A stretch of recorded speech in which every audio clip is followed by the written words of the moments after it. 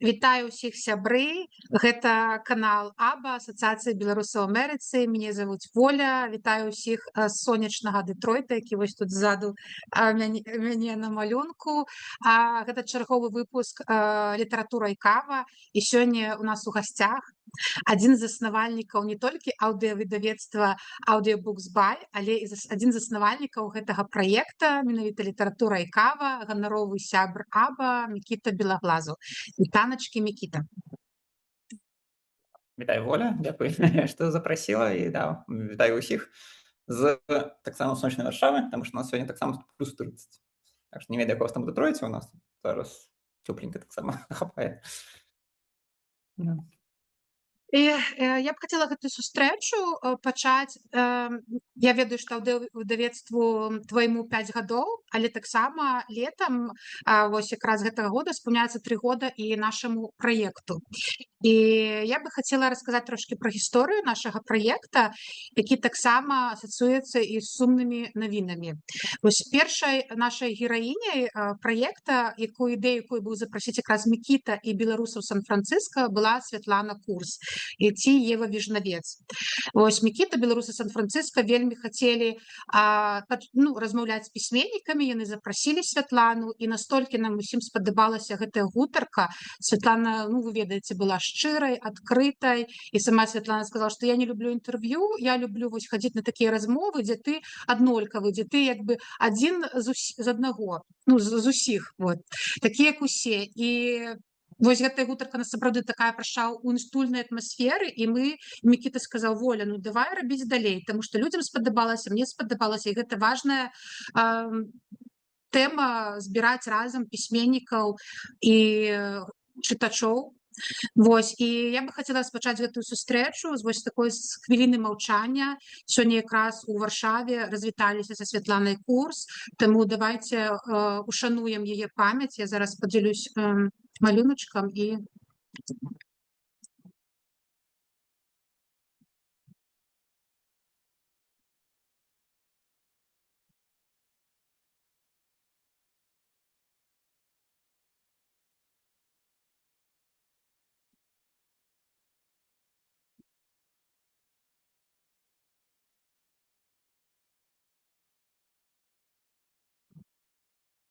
І проста хацелася нагадаць, што давайце цаніць, шанаваць наша беларускае, пакуль яно ёсць, а не толькі ўспамінаць, калі яно сыходзіць. І вельмі сумна, калі сыходзяць сумленныя, годныя людзі, але пакуль жыве памяць пра іх, яны будуць жыць у нашых сэрцах. Вось, таму калі ўжо мы вяртаемся да Мікіты. Мікіта, я ведаю, што, напэўна, все, хто тут прысутнічаюць, добра цябе ведаюць, але, магчыма, у нас яшчэ будуць гледачы. Так, Надзея апранула вашу беларусы Сан-Францыска цішотку.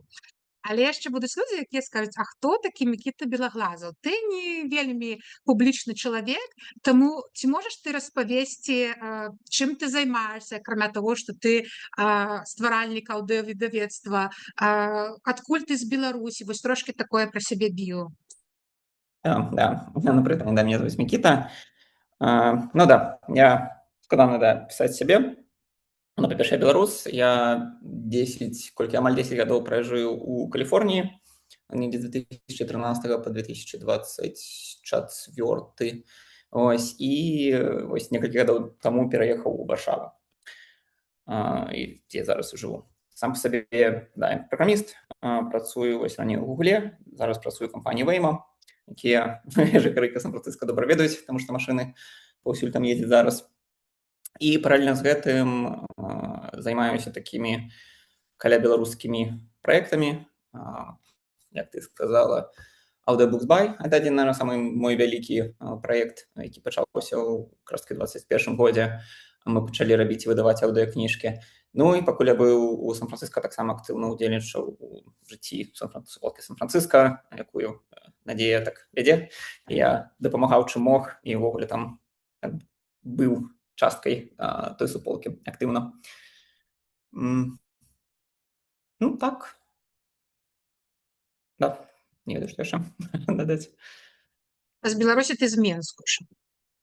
Да, з Беларусі з Мінску вырас і адвучыўся ў Мінску, і вось калі скончыў універсітэт, паехаў на год пачатку ў Лондан працаваць, таму што візу не атрымаў, а потым уже пераехаў у Каліфорнію, у даліну саму. Бэрыю. Ну, вось таксама людзі, якія сочаць за тваімі інтэрв'ю, ты там быў у нацыянальнай ідэі Лукашука і на канале Аба даваў мне інтэрв'ю не раз. Все ведаюць гэтую гісторыю, але не лежа то, што табе можа ўжо надоела распавядаць, як вось такі айцішнік там прыйшоў да таго, што табе стала цікава літаратура, не проста літаратура, а беларуская літаратура. Як з'явілася сама ідэя зрабіць аўдыёвыдавецтва? Ну так. Сам па сабе я пачаў, калі там в універсітэце школе быў, кніжкі чытаў, потым как-то на кніжкі часу перастала хапаць чытаць, і недзе вось у 13-16 годзе я пачаў слухаць аўдыёкніжкі даволі актыўна. У Амерыцы тэма вельмі добра развіта, ёсць Audible, ёсць іншыя пляцоўкі, і там проста вельмі лёгка і захапляльна гэтым займацца. І вось недзе ў 17-18 годзе я памятаю, што я слухаў там англійскія англамоўныя кніжкі колькі гадоў, і потым пашло такой типа думкі пра тое, што цікава, можа, нешта па-беларускай таксама праслухаць. Нарэшце пачалі з'яўляцца гэтыя думкі, цікавасць да ўласнай культуры беларускай, на якую я так не звяртаў так шмат увагі. І вось памятаю, у 17-18 годзе, якраз такі, калі яшчэ штогод прыязджаў у Мінск, я купіў некалькі дыскаў з аўдыёкніжкамі беларускімі. Гэта быў «Каласы пад сярпом тваім» і «Людзі на балоце». Ось, і я потым, калі вярнуўся ў Каліфорнію, вось памятаю, быў момант, я такой для сябе зрабіў такой челлендж. Я на самакаце, на такім скутаре ножным, з Сан-Франциско до Маунтэн-Вью как бы цэлы дзень паехаў. І там, не ведаю, там кіламетраў шмат, это заняло там 8 гадзін, і вось падчас гэтых 8 гадзін я якраз такі слухаў тыя ж «Каласы». Ось, праз гэта так далучаўся да свайго. Але ўсё роўна как бы гэта было не вельмі зручна, і гэта кніжак было не так шмат. Потым выбухнуў 20-й год, і потым недзе ў 21-м годзе я там з адной дзяўчынай перапісваўся, якая была у Менску ў той час, і яна казала, што я вот еду ў трамвай і чытаю зараз «Мову Марціновіча». Я подумаў, я чуў «Мову Марціновіча», ёсць такая кніжка, трэба таксама яе паслухаць. І у меня была такая ўпэўненасць тады, што увогуле на той час уже аўдыёкніжная сфера беларуская уже такая развітая, і яна будзе дакладна ёсць, таму што я пра гэту кніжку уже шмат чуў з розных месцаў. Пачаў гугліць, і высветлілася, што ўвогуле іх няма. Што ўвогуле сучасных вось кніжак, запісаных аўдыё па-беларуску, іх практычна няма. І праз гэта з'явілася ідэя, што як так? Чаму так? Таму што аўдыёкніжкі — это ўвогуле сфера даволі папулярная, асабліва на захадзе, і трэба неяк гэтаму дапамагчы.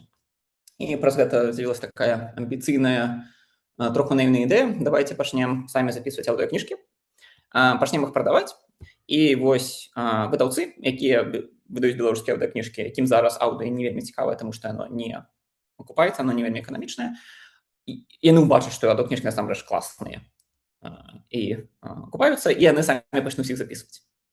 Вось, і праз гэта з'явілася как бы сам праект Audiobooks by. Мы з тых часоў пачалі запісваць сучасныя і не толькі сучасныя кніжкі беларускіх аўтараў па-беларуску, выдаваць і прадаваць іх паралельна з гэтым. Ну, і вось з тых часоў, колькі на дадзены момант, каля 70 кніжак мы ўжо выдалі, яшчэ шмат іншых кніжак мы дапамагаем зараз з дыстрыб'юцыяй, якія не абавязкова нашыя, але праз пляцоўкі, на якіх мы выкладаемся, мы таксама выкладаем.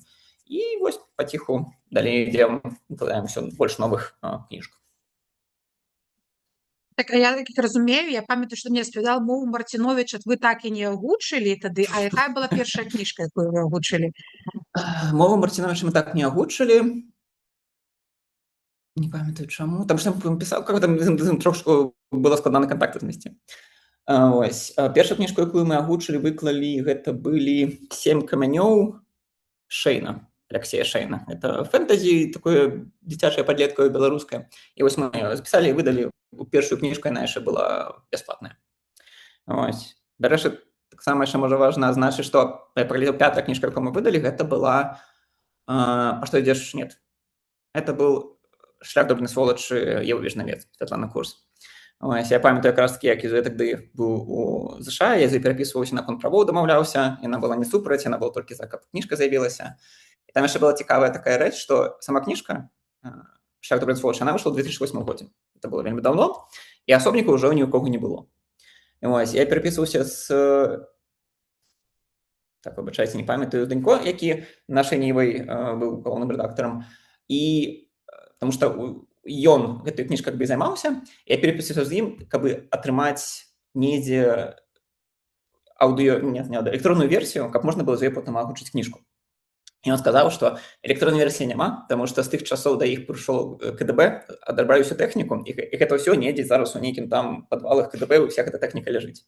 Таму нават у электроннай версіі няма, але пашчасціла знайсці недзе адзін асобнік такой папяровай кніжкі, і вось яго якраз такі і агучылі, і начыталі аўдыёверсію. Таму з тых, з 21-го года, калі мы яго выклалі, якраз такі яна вось толькі была ў такім варыянце ў аўдыё даступная. Але я ведаю, што вось на гэтым годзе ці ў мінулым Гутенберг таксама перавыдаў гэтую кніжку ўжо ў папяровым варыянце. Так што цяпер яна не толькі ў аўдыё ёсць, а цяпер яшчэ ёсць у папяровым варыянце. А мне цікава яшчэ, калі ты можаш агучваць гэта, вось калі ты пачынаў, колькі чалавек было ў камандзе, і вось праз 5 гадоў колькі зараз? Там не называючы імёнаў. Ну, калі пачынаў, спрабую згадаць.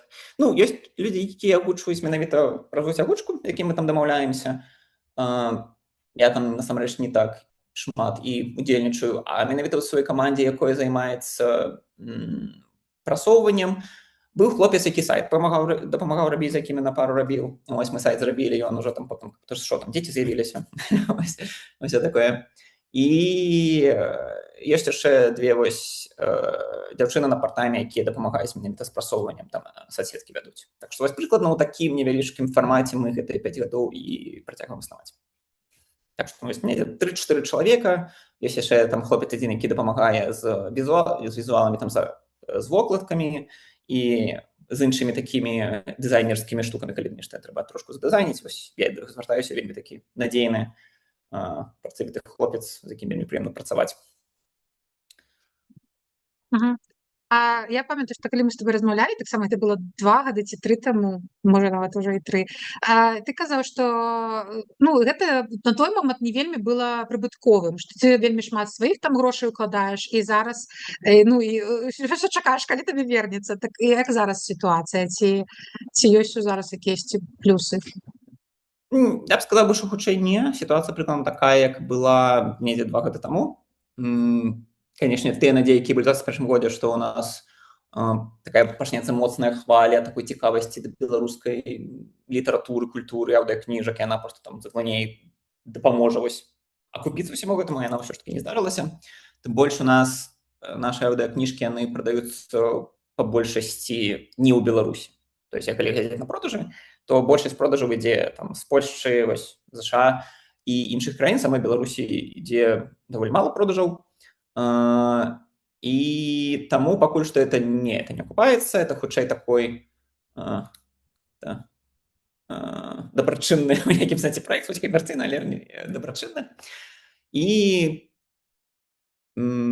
хутчэй зараз такая спадзяемся на будучыню, што праз некаторы час усё ж такі нешта яшчэ здарыцца, можа там крытычная маса неяк накопіцца, альбо мы, можа, знойдзем нейкія новыя іншыя шляхі прасоўвання сябе, і сітуацыя зменіцца. Таму што, як я ў сваім допісе пісаў недавно, што я разумею, што мы зараз Беларусь саму не ахопліваем, а наш фармат менавіта той, які добра павінен ахопліваць саму краіну, таму што не трэба фізічна нічога перасоўваць. І мне здаецца, мы зараз недастаткова выкарыстоўваем гэту магчымасць. То есть мы сабе недастаткова прасоўваем у самой Беларусі і не робім гэта дастаткова проста для беларусаў набываць там кніжкі.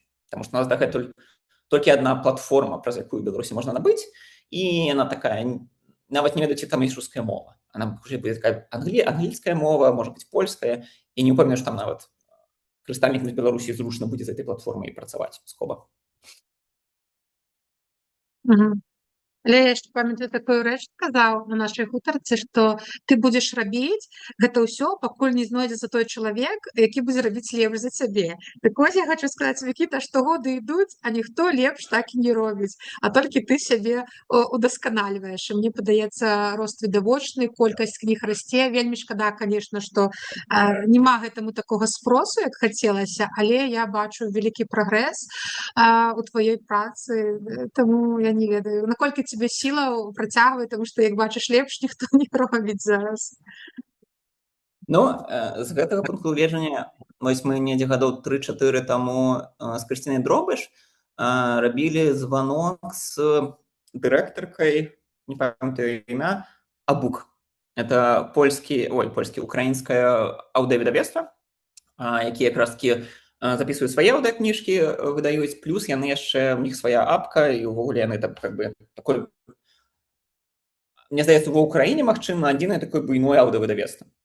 Ось, і калі яна расказвала пра іх досвед, по-моему, іх пачалося з таго, што быў нейкі заможны багаты чалавек, якога там грошы ён зарабіў на добрабізнес, ён вырашыў, што вось хачу падняць украінскую, магчыма, мову, культуру праз аўдыёкніжкі. І ён там даволі вялікую суму на гэты праект заданаціў.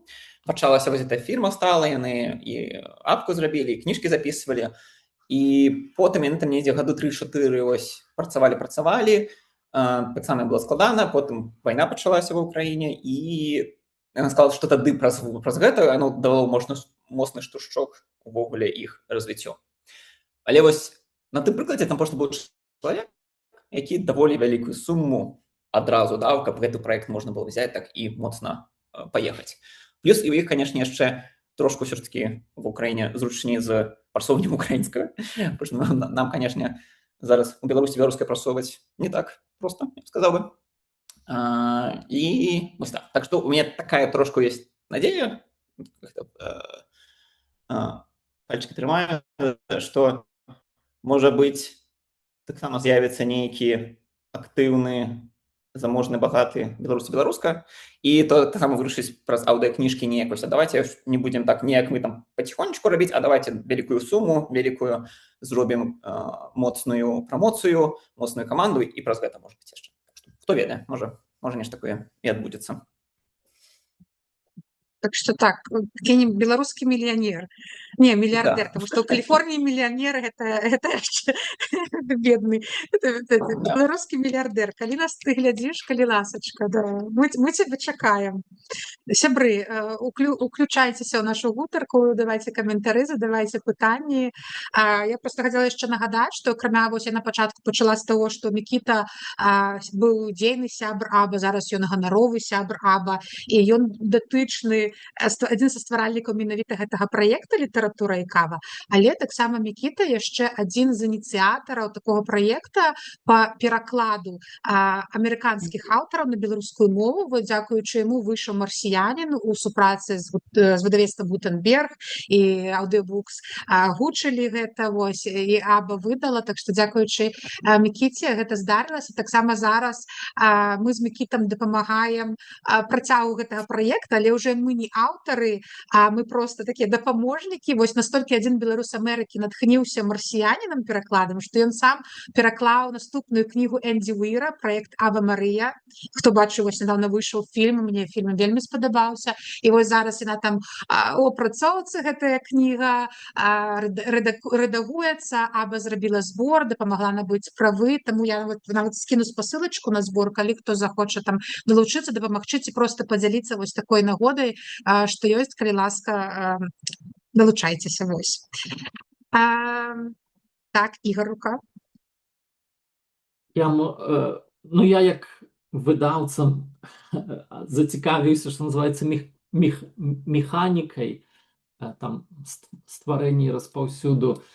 І вот мне здаецца, што праблема аўдыёкніг, яна тая ж самая для электронных кніг.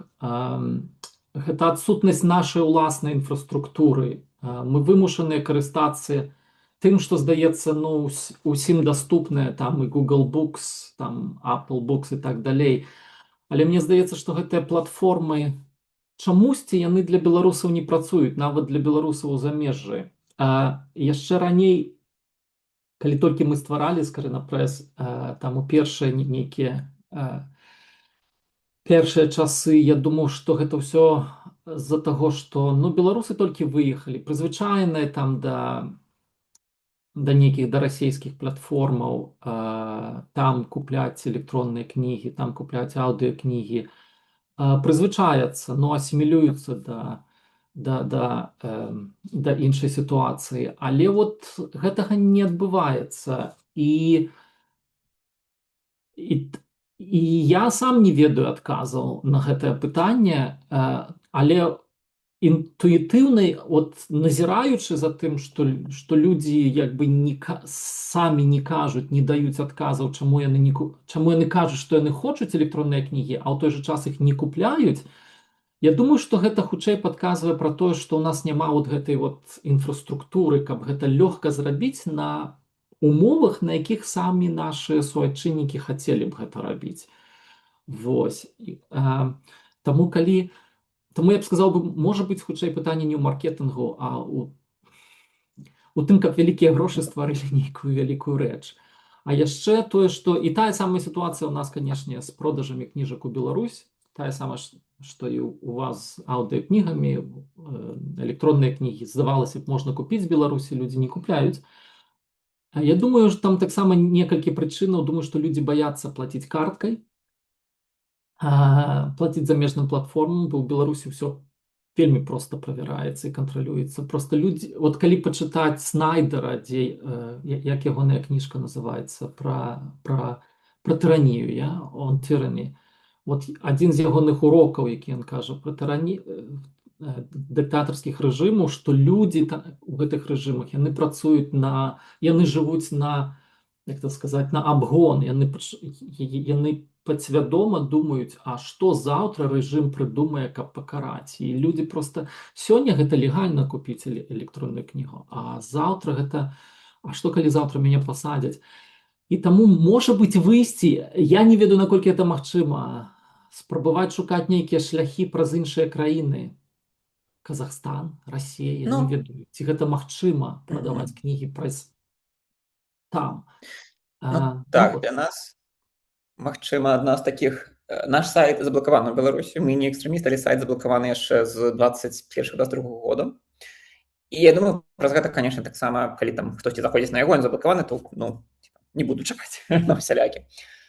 Сваю платформу, вядома, хацелася бы стварыць, але я разумею, што калі там ствараць сваю платформу з апкай, это ўсё ж такі ўжо будзе не сайт-праект, а это ўжо павінна быць людзі, якія ўсё ж такі больш-менш рэгулярна працуюць. Зараз у мяне на гэта как бы не будзе рэсурсаў асабістых і фінансавых. То есть это сур'ёзная штука, якую павінна зрабіць, але трэба гэтым займацца.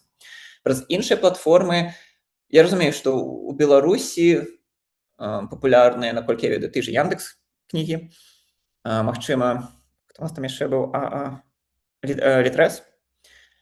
І это, конечно, рускія платформы расійскія, і магчыма праз іх, але з аднаго боку трошку не хочацца, з іншага насамрэч мы там таксама і пісалі, они таксама і не адказвалі.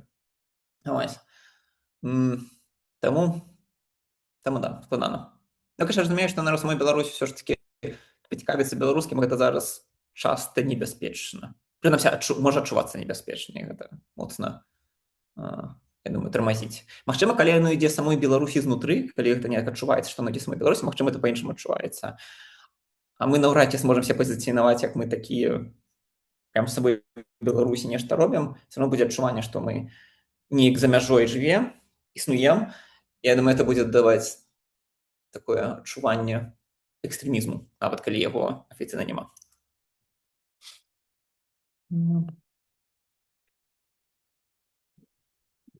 Вось мы пра мэтавую аўдыторыю, Ігар спытаўся, а мне вось цікава пра саміх пісьменнікаў, наколькі лёгка ўвогуле з імі дамаўляцца, вось яны ідуць на кантакт і кажуць, да, канешне, агучвайце, ці там ёсць нейкія падводныя камяні. З майго досведу камень не было, усе, канешне, такія вельмі адчыненыя, звычайна, адкрытыя, радыя, калі іх запісаць. Тут праблем амаль ніколі не было. Я не памятаю, калі былі праблемы. З тым жа Марціновічам, магчыма, што мы ему хотели записать, я ему писал, коли бы война пачалася в Украине, он тогда сказал, не до войны. О, как-то не дал, так книжек зараз война пачалася. І з тих часов йому не писав. Машина треба знову. А з тих, хто ми зараз з ким домовлялися, ввогуле проблеми ні разу не було. Ось. І там, хоча, може бути проблема, що навіть не проблема, що прави можуть бути не у їх, а у видавецтва, тому що, треба ще значити, що ми в нейкім сенсі не зусім такое паўнавартаснае выдавецтва, у сэнсе тым, што мы не займаемся адборам кніжак. Тому што, мне здаецца, адна вялікая частка функцыі выдавецтва — гэта менавіта вось знаходзіць кніжкі і вырашаць менавіта, якія кніжкі вартыя каб выдаць, і вось адфільтроўваць. У нас няма такой амбіцыі і мэтаў, таму нам трошки прасцей, мы уже выдаем кніжкі, агучваем, якія выдалі іншыя выдавецтвы. Таму у нас уже до нас уже прыходзіць уже адобраны, уже якасная, добрая беларуская літаратура.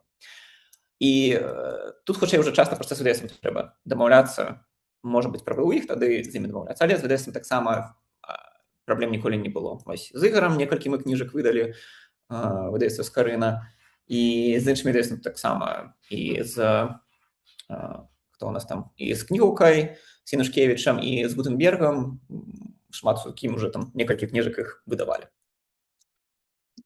Ну, слухай, так, вы не адбіраеце аўтараў, але ж кніга, якія штогод выдаюцца ў Беларусі, вельмі шмат. Таксама ёсць вельмі шмат кніг, якія выдаваліся ў мінулыя гады. Все равно ж нейкі адбор ёсць. Вось якую кнігу, вось наступны праект. І неяк же вы адбіраеце, якая будзе наступная?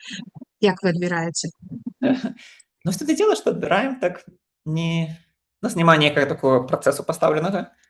Напрыклад, колькі там, недзе год таму у нас Крысціна Дробаш працавала на поўную стаўку, яна гэтым займалася. Ось. Зараз я якраз думаю, як адбіраць кніжкі. У меня зараз такая ідэя з'явілася, што, па-першае, мы будзем спрабаваць выдаваць усіх намінантаў Гідройца з кароткага спіса, таму што гэта ўжо такія, што адабраныя добрыя кніжкі, якія вартыя таго, што яны з'явіліся ў аўдыё. І плюс, магчыма, мы ўсё ж такі будзем працягваць больш актыўна з выдавецтвамі супрацоўнічаць. Вось я, магчыма, там да Ігара пайду праз некаторы час, да Андрэя Янушкевіча, да Валянціны, спрапановаць, парайце, якую кніжку вы хацелі, каб з'явілася ў аўдыё. То есть, хутчэй, давярацца на іх нейкі густ. Вось, хутчэй, такая будзе палітыка. Дзякую. Давай трошки з чаціка зачитаю. Тут ось Ваня падняў тему пра матывацыю. Як мы зразумелі, грашовая матывацыя — гэта не пра Мікіту, так? Тут Ваня піша, што мне падаецца, што тут паўстае пытанне пра мэту ўсяго таго, што я раблю. Напрыклад, калі ты шукаеш прызнанне, гэта адна матывацыя. Калі займаешься тым, што табе сапраўды падабаецца і што прыносіць духоўнае задавальненне, гэта ўжо зусім іншае, гэтак далей. Цікава пачуць, чаму Мікіта гэтым займаецца. Ну, окей, добрае пытанне. Ну, пра фінансавую, то, што гэта не матывацыя, гэта ўсё ж такі ўплывае у доўгатэрміновай перспектыве.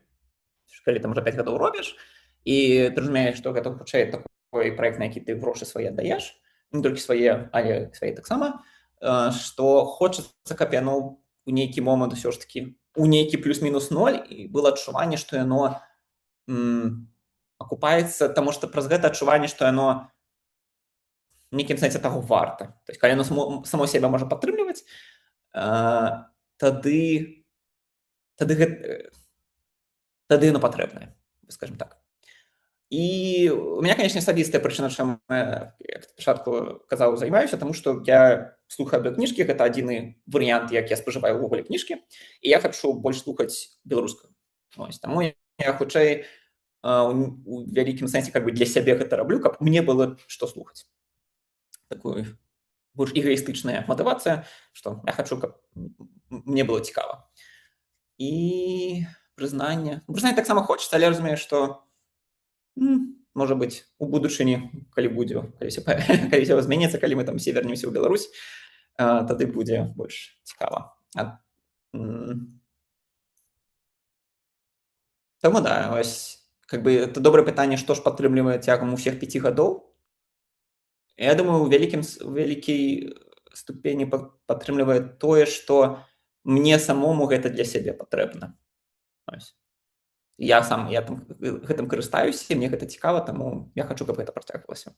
І пры гэтым я бачу і разумею, што гэта таксама патрэбна іншым людзям. Вось меня, наверное, вельмі радуе, што я бачу, што кніжныя клубы, якія з'явіліся ў розных кропках свету, часта таксама выбіраюць кніжкі з улікам таго, ці ёсць яны ў аўдыё, таму што гэта куды прасцей тады паслухаць.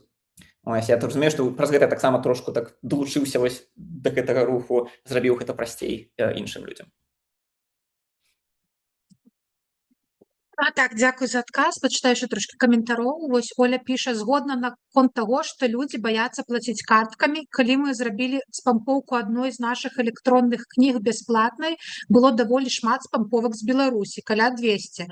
То бок распаўсюд кніг у Беларусі, відаць, мусіць быць бясплатным і ананімным. Вось, а Наталя піша: магчымасць аплочваць працу іншых раўно грошы. Вось. Яшчэ є два пытання. Першае. Распавядзі пра супрацу з кніжным возам, калі ласка. Я не ведаю, што асабліва распавядаць. Мы з Крысцінай Дробыш даволі ў шчыльных такіх стасунках на усялякія розныя кляўдыя кніжныя справы. З кніжным возам...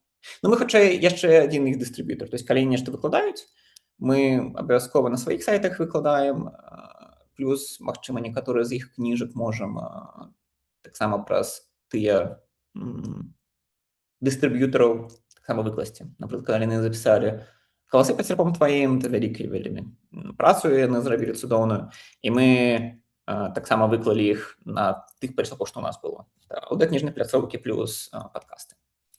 Так што мы дапамагаем ім і вядома, спрабуем, калі у них выходзяць новыя кніжкі, пісаць пра іх рэлізы і ўвогуле рабіць іх больш бачнымі. Ось, калі больш канкрэтныя пытанні пра супрацу, то можна задаць, але пакуль так.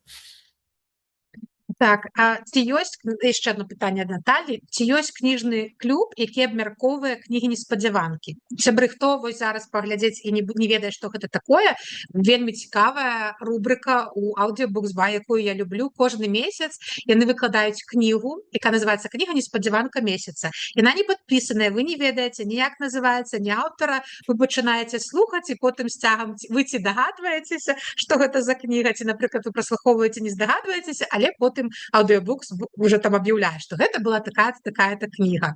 Вось такая рубрыка, і вось Наталя пытаецца, ці ёсць кніжны клуб, які гэта абмяркоўвае. Не ведаю, мне здаецца, я нічога такога не чуў. Дарэчы, вось пра неспадзяванкі ідэя сама з'явілася, калі ў Амерыкі быў, у Barnes & Noble, это сетка кніжная вялікая. Яны таксама прадаюць эти кніжкі surprise book, или как-то они так называются, mystery books, что они просто продают книжки завернутые, загорнутые в паперу, ты не ведаешь что, и просто написана книжка про каханне, падарожжа, яшчэ нешта. Ось, і кошт. І ты просто ідзеш, покупаешь книжку, і не ведаеш, што за кніжка. І вось калі ўбачыў гэта, у мяне таксама з'явілася ідэя, што цікава было б нешта падобнае зрабіць, але доўга не разумеў як, і потым з'явілася ідэя, можна просто браць і без назвы выдаваць кніжку і глядзець, як яна зойдзе ці не зойдзе людзям. Ось. І, канешне, з гэтага вельмі класна, тому што убірае нейкі гэты баяс пра аўтара, пра гэта, і ты проста пачаць аўдыокніжку слухаць, як беларускі твор без нейкіх чаканняў ад канкрэтнага аўтара ты стыля, пра якой ты ўжо нешта ведаеш. Мне яшчэ падабаецца матывацыя, што яна толькі 1 месяц вісіць, і ты там не можаш расцягваць, думаць, пачала, потым, мне так заўсёды часта з папяровымі я пачну, адкладу, а тут мне трэба за месяц яе праслухаць. Вось, таксама матывацыя. Калі мы вось з Наталлей удзельнічалі ў адным кніжным клубе, які мы зараз не ўдзельнічаем, вось, мы якраз, калі там чулі нейкая кніга неспадзяванка, мы казалі, давайце яе чытаць, класная кніга, калі мы там здагадваліся, што гэта за кніга, і былі такія выпадкі, калі мы абіралі, менавіта арыентаваліся на... Наташа піша дедлайны для СДВГшнікаў. Дакладна. Мне якраз здух. Так, сябры, далучайтесь. Адзін з гэтых такіх, я ўжо слоў не ведаю. Прычына слухаць, это мы звычайна берём платную кніжку і выкладаем яе на месяц. То есть можна яшчэ адчуванне, што я магу нешта бясплатна паслухаць, што звычайна платна. Можа быць, гэта яшчэ кагосьці штурхае. Не ведаю, наколькі праўда, але магчыма. Так, Хаця там кошты, мне падаецца, у вас вельмі лаяльныя, там 3, 5, 6 даляраў, гэта, Ну вельмі не, у нас affordable. похоже 7-10. У нас 7 уже нават такие. 10, все равно гэта вельмі affordable. І вось такое пытанне, хацела параўнанне аўдыё папяровых і электронных. І ўвесь час кажуць, што вой, зараз там сучасны свет, ніхто не чытае папяровыя кніжкі, але мне падаецца, можа вось таксама Ігор пацвердзіць, што ўсё равно, калі ёсць папяровыя, электронныя аўдыё, папяровыя болей лепш за ўсё набываюць. Я вось, напрыклад, гляджу па нашаму марсіяніну, якой так ведала статыстыку, папяровага марсіяніна так, нармалёва набылі, электронных зусім мала, і аўдыё таксама мала. Ну так, я таксама разумею, што папяровае пакуль што і ўвогуле на руліць, тому што гэта, наверное, все-таки то, што ты можаш патрымаць, і это больш такія стасункі з кніжкай асабістыя, чым з аўдыё, тому што аўдыё это просто нешта ў вушах такое, нешта не эфемернае. Таму, да, так ёсць. Я, конечно, звычайна радавалі раней, прынамсі, все эти навіны, што рынок аўдыё там расце нейкімі шалёнымі тэмпамі, але звычайна заходняй. Праз гэта я думаю, што у нас таксама будзе расці шалёнымі тэмпамі, але у нас пакуль не зусім растуць шалёнымі тэмпамі аўдыё. Ігор, у вас як, рука? Ну, я могу подцвердзіць, што беларуская аўдыторыя на дзіва кансерватыўная, калі казаць пра фарматы, пра кніжныя фарматы, папяровыя кнігі выразна просто далёка абганяюць усё астатняе. І я думаю, што на захадзе, калі мы кажам пра тое, што рынок аўдыё кнігаў гэта самы хуткі, гэта самы хутка развіваючыся сегмент кніжнага рынку, хутчэй за ўсё гэта не таму, што людзі купляюць паасобку кнігі, гэта хутчэй за ўсё, што яны афармляюць падпіскі на нейкія там штомесячныя і так далей. Ці электронныя кнігі гэта частка якогасьці пакета, дзе яны купляюць падпіску там ці на музыку, ці яшчэ на што, плюс электронныя кнігі. Можа быць, за кошт гэтага. А у нас, на жаль, мы жывем у дыяспоры, тут трэба памятаць. Адно, што большасць з нас прыехала, там, я не ведаю, 5, 6, 4 гады таму назад. Абжываемся яшчэ.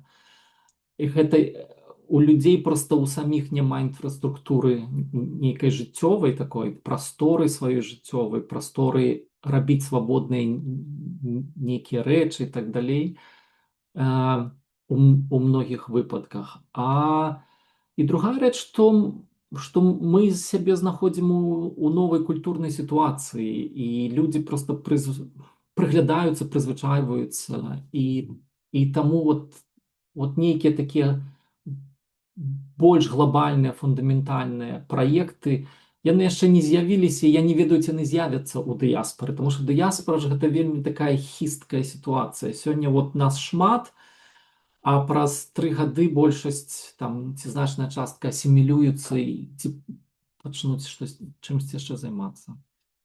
Ну вось, таму мне спадабалася тое, што Мікіта казаў пра матывацыю. Я таксама ўвесь час думаю, што матывуе там нас. У пачатку мы вельмі спадзяваліся, што кнігі будуць трапляць у Беларусь, і паступова трэба было нейкім чынам змірыцца з той думкай, што пакуль што гэта нерэальна.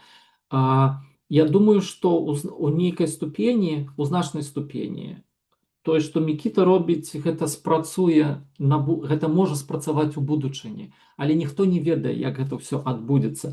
Проста мы сёння напрацоўваем нейкі вялікі комплекс матэрыялу, мудрасці, досведу, якімі наступнае пакаленне людзей у Беларусі змогуць скарыстацца. Так было з паваеннай міграцыяй. Яны таксама прыехалі першыя гады, яны жылі на валізах, не распакоўваліся, а потым памёр Сталін, і ўсё роўна іх назад у Беларусь не пусцілі. Ўсё роўна трэба было жыць на захадзе. Але тое, што яны зрабілі, тое, што яны напісалі, у значнай ступені сфармавала людзей, як я, напрыклад, калі я рос, я на гэтым фармаваўся ў Беларусі. Ну, крыху сумна, але з другого боку гэта можа дапамагчы нам патлумачыць нашу матывацыю. Я вось, калі думаць пра аўдыо яшчэ, ну, у меня, конечно, аўдыо трошку іншы бок. Калі б рэкамендавальным свеце, чтобы зараз можна было прабіць, я бы хацеў бы неяк у самой Беларусі рабіць рэкламу моцную, стылёвую аўдыёкніжак як фармат. То есть я калі быў у Амерыкі, я памятаю, у Одзе была шмат рэкламы, бачыў такой класнай, стылёвай. У Польшы я бачыў таксама даволі шмат рэкламы. Мне якось фармат. Разумела, што это там канкрэтныя фірмы сябе рэкламавалі, але ўсё роўно гэта робіць сам фармат такім больш гучным, знаёмым. Я вось думаю, нават калі б, не ведаю, які Яндекс кнігі сябе таксама моцна зрабілі, это стала папулярным, частка б аўдыторыя ўсё роўно, магчыма, да нас бы неяк так прыйшла бы, знайшла бы нас і таксама бы пачала больш беларускіх слухаць. Таму нават у бягучай сітуацыі я б сказаў, проста як праштурхоўваць сам фармат было бы добра ў самой Беларусі, нават калі абстрагавацца ад менавіта нацыянальнай беларускамоўнай часткі гэтага. І я вось згодная пра рэкламу, я пра сябе задумалася, што я да там 21-го года, калі я таксама вырашыла, хачу чытаць па-беларуску, і зразумела, што я 90% аўтараў, якіх я запрашаю зараз у літаратуру і каву і добра ведаю, з кімсьці нават сябрую, я не ведала проста. І чаму не ведала? Не таму, што я такая вось ігнарант была, ну таму што пра іх нідзе не было. Трэба накіравана цікавіцца, шукаць, у нейкай бурбалцы быць. І мне не было беларускамоўнай бурбалкі, літаратурнай вось такой. Я ведаю, што там, ну, хтосьці скажа, ой, ну, мы там уже 100 гадоў у Менску збіраліся ў кніжным клубе чыталі, но я не ведала вось пра гэта, таму што большасці людзей, нават неабыякавых, все роўно трэба некую рэкламу і расказаць, і распавесці пра гэта. Таму я, да, згодная. А у вас жа вось ёсць якія-то бясплатныя кнігі. І вось Оля казала, што вы там бясплатна выкладвалі, у іх там 200 спампоўвані. Ці ёсць нейкія у вас там, я не ведаю, дадзеныя, што вось менавіта бясплатныя слухаюць з Беларусі?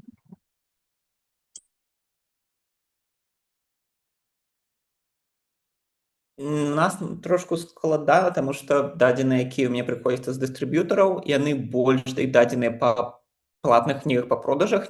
Шмат у нас дыстрыб'ютар, мы даем яму кніжку, а ён выкладае іх на розныя пляцоўкі, на Playbooks, на Apple Books, на Kobo, Spotify і яшчэ іншыя. І потым гэтыя пляцоўкі ім даюць дадзеныя, і гэты дыстрыб'ютар нам дае.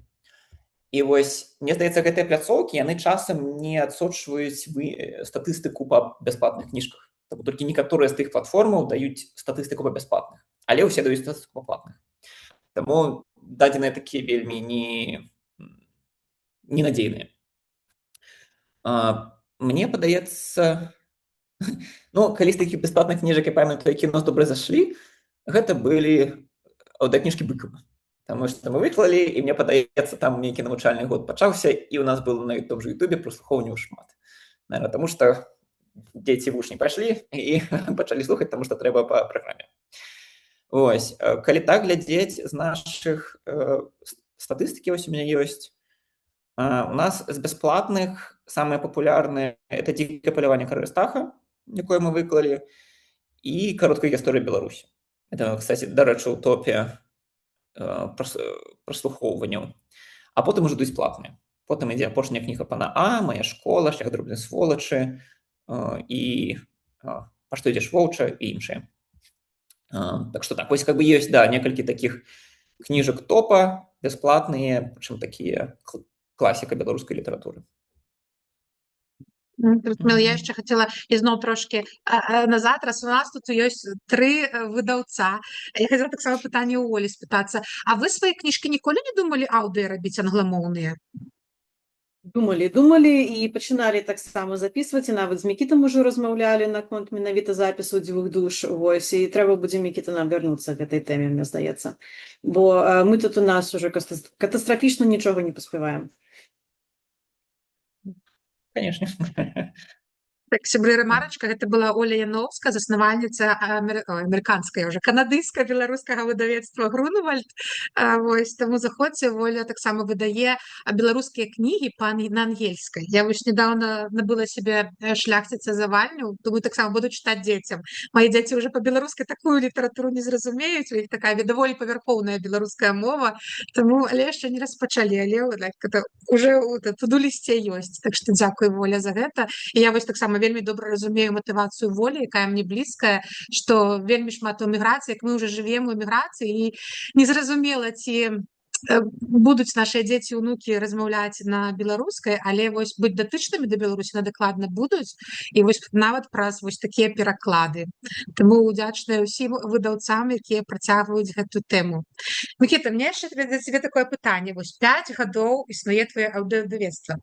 Раскажы, калі ласка, што ты лічыш, якую падзею быў такі вось свой паспяховы поспех, і якую-нибудь одну фейл-падзею, калі ты подумаў, о, ну гэта все, гэта был правал.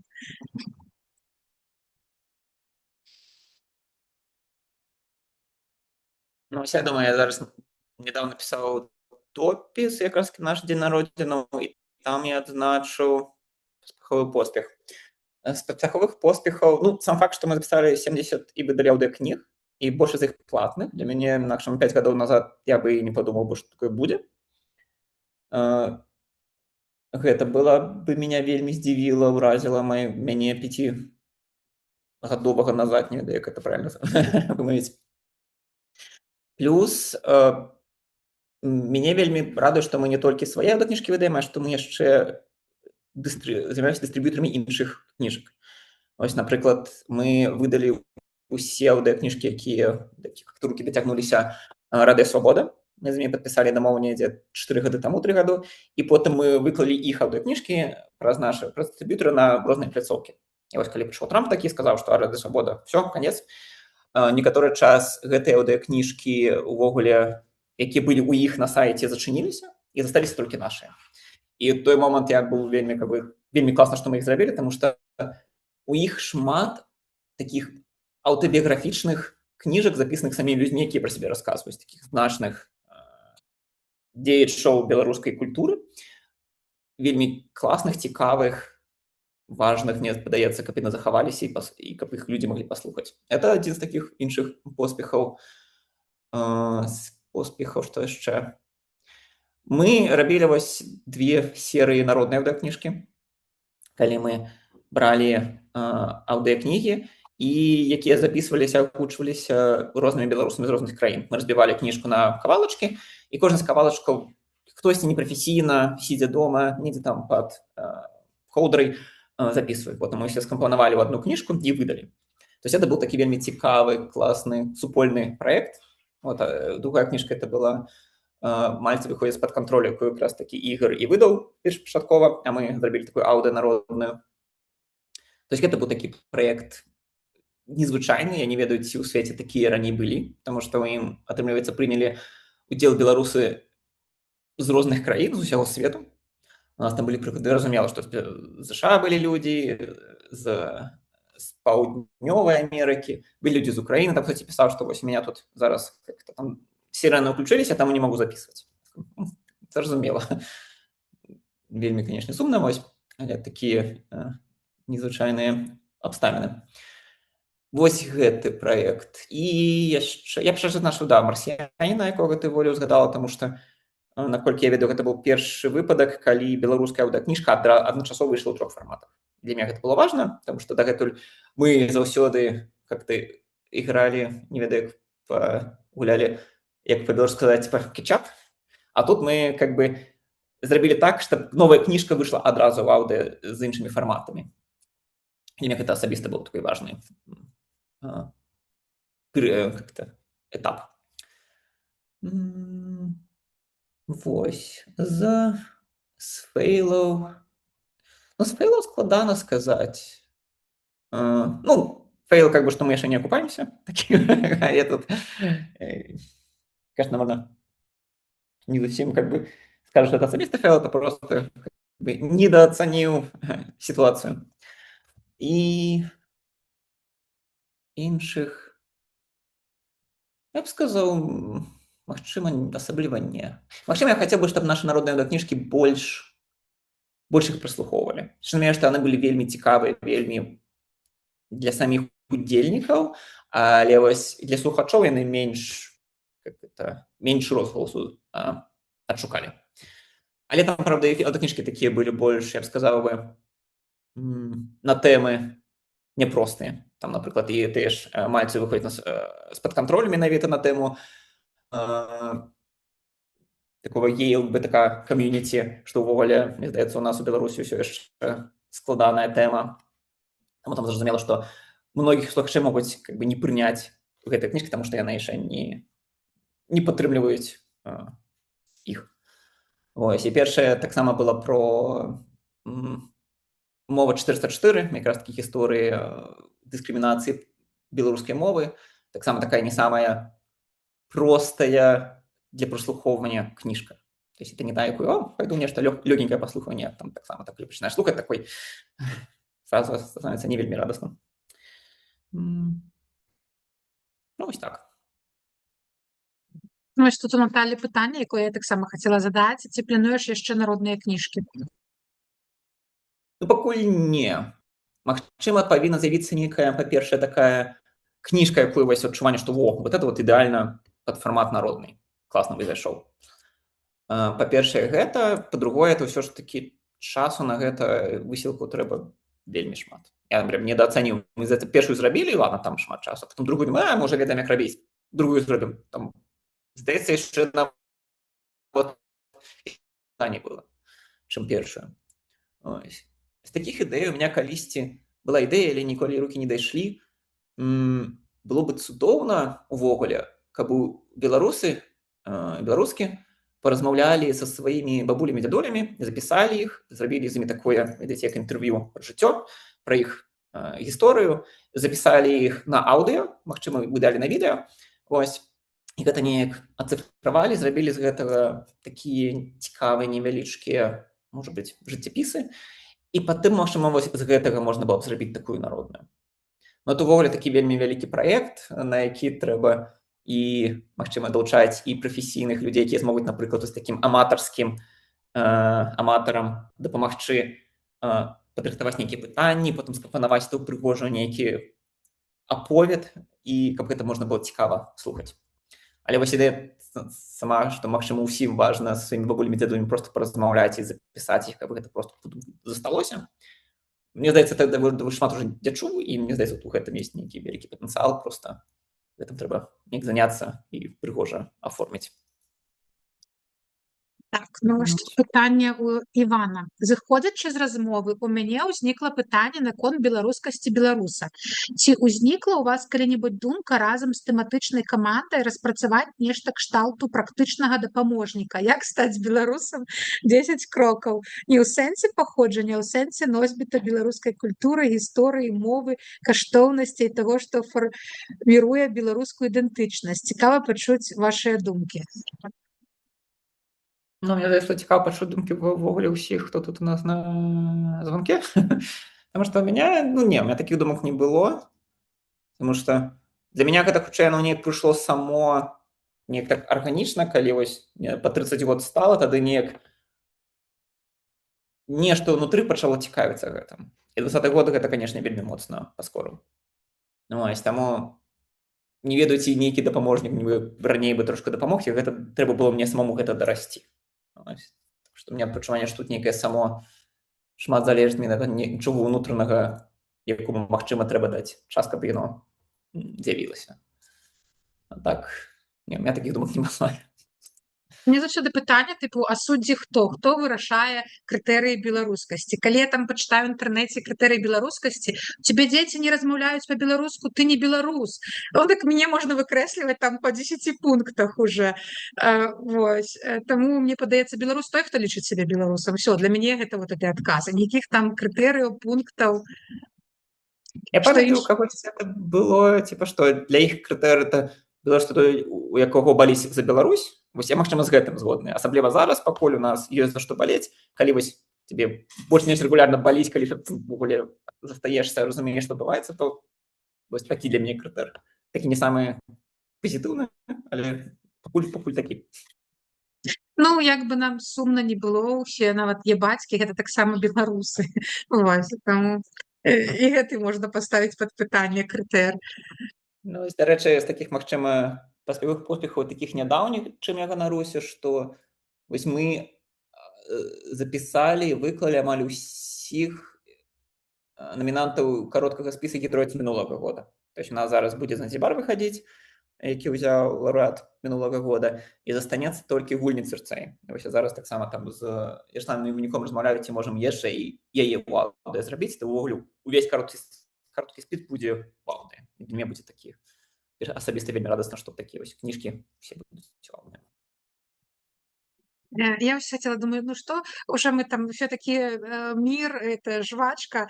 Давайте вось такое напрыканцы пытанне. Я перыядычна чытаю, падпісаная на многіх выдаўцоў, і там перыядычна ў іх нейкі там біф заўсёды у каментарах, там нейкія спрэчкі. Я думаю, боже, ну ладно, палітыкі спрачаюцца, а што уже дзяліць аўдыёвыдаўцам? Столькі справы.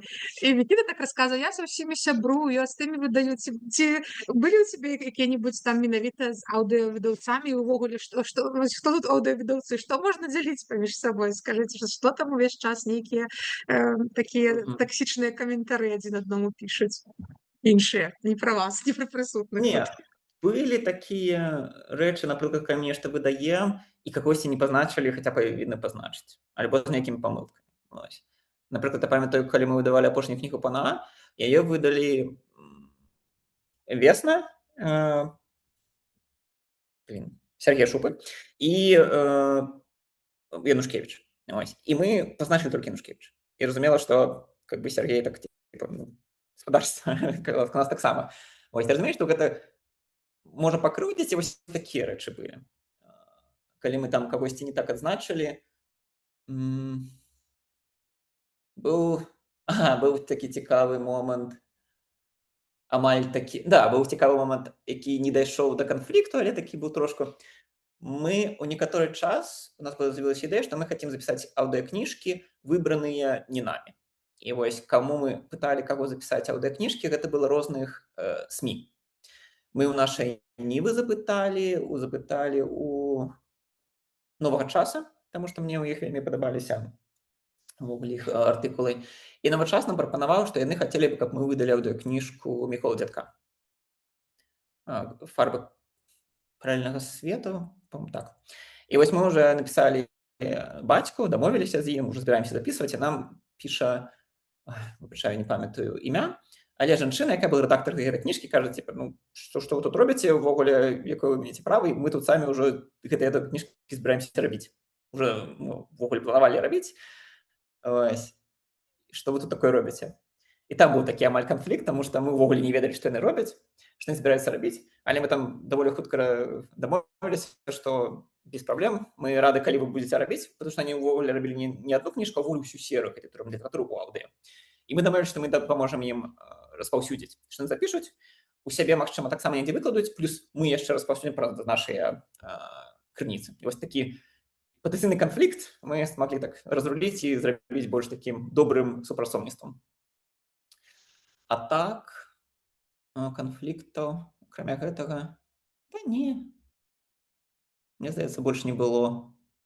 Мне, конечно, хочацца, каб, напрыклад, іншыя аўдыёкніжкі таксама выхадзілі ў платным варыянце, таму што мы пакуль што адзіныя, хто прадае аўдыёкніжкі, і хочацца, каб больш людзей менавіта прадавалі, а не бясплатна выкладалі.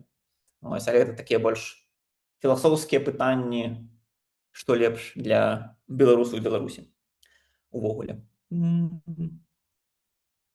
Ну так. Ну і давай напрыканцы табе такі вось топ-5 тваіх улюблёных сучасных давай кніг беларускіх, якія з тваіх агучаных менавіта абмежуем.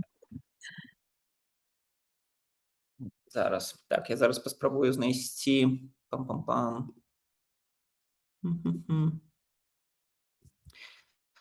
Ну да, давайте з нашых агучаных. Ну, мой, наверное, топ самы гэта будзе «Мая школа» Ганны Севярынец, таму што яна вельмі добрая, такая мудрая, з гумарам і пра такую непростую сістэму. Яна менавіта как бы распавядае про такую нейкім сэнсе выдуманую школу у Беларусі, але з досведу самой Ганны Северынец. І яна менавіта вось паказвае розныя прычыны складанасці гэтай сістэмы і як людзі іх как бы з імі і змагаюцца і неяк так абыходзяць з такімі вельмі нейкімі такімі добрымі і гуманістычнымі падыходамі. Вось яна мне вельмі спадабалася. Camel Travel Ольгі Капеева у мяне доўгі было час, была такая утопія, таму што яна і кароткая, і зноў жа з такім гумарам, і вельмі для мяне так захапляльна была запісана. З такіх зараз... Сябры, далучайцеся ў каментарах, пішыце вашы улюблёныя беларускія сучасныя кнігі, пакуль Мікіта думае. Зноў жа, забойства Макаёнка, якое болей не зайшло. Я ўвогуле заўважыў, што для мяне, магчыма, у кніжак важна нейкі гумар, каб мне было яе так лёгка, цікава слухаць, і вось гэтая кніжка была. «Круглая сквер» мне спадабалася. Это кніжка про такой жыццяпіс Яўгена, не памятаю як прозвішча, які вось жыў і спачатку палову жыцця ў Беларусі, потым у савецкай, потым пераехаў у Англію. Якраз такі Ігор з ім там знаёмы. Таксама вельмі цікавая кніжка. І ну, апошняя, магчыма, вось «Перамена месцаў». «Перамена месцаў», якая была ў кароткім спісе прэміі Гідроіц за мінулы год.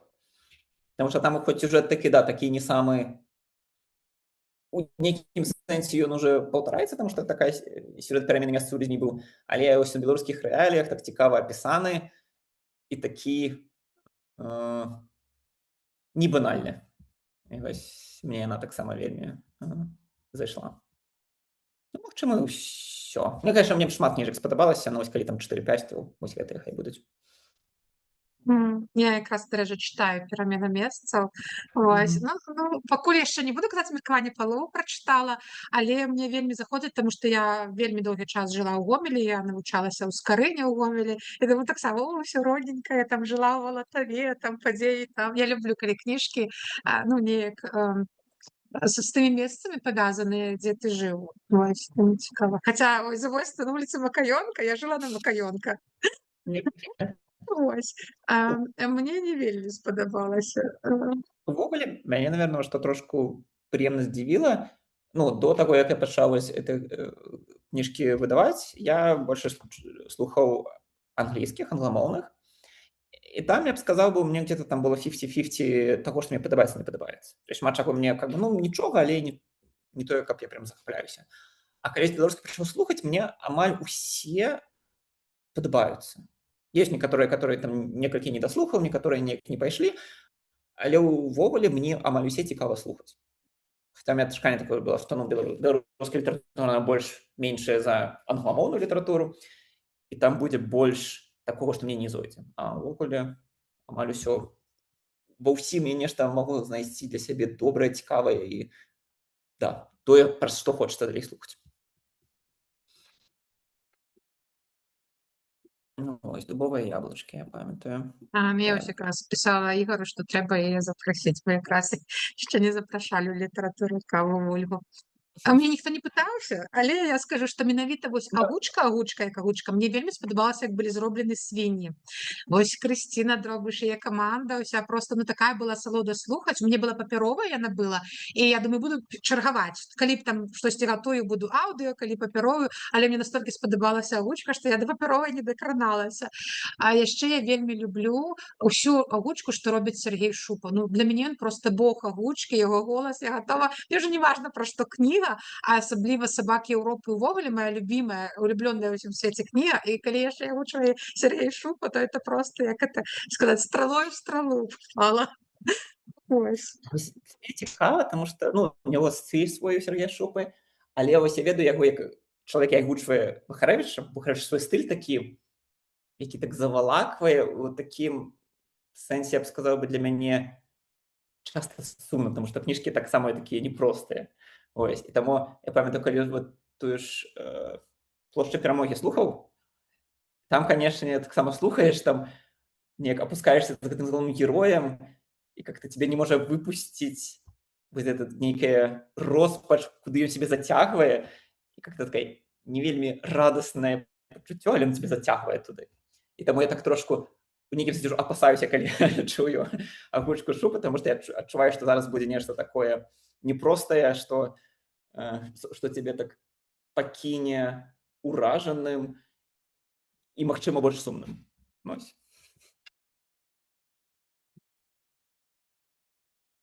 Дзякуй, Мікіта, дзякуй, сябры ўсе, хто прыйшоў. Мне падаецца, гэтая гадзіна для мяне праляцела як 10 хвілін, было так цікава цябе слухаць.